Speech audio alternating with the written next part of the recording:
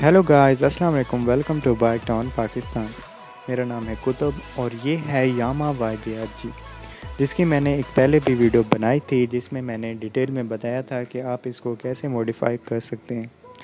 अब इसमें मैंने और भी कुछ चेंजेस किए हैं, जैसा कि आप देख सकते हैं। इसके बैग्स हो गए, इसका फ्यूल टैंक हो गया जो कि मैंने अब येलो में लगाया है, और इसका एग्जॉस्ट हो गया।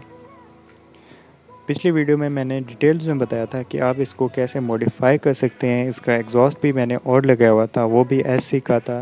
ये भी SC प्रोजेक्ट है।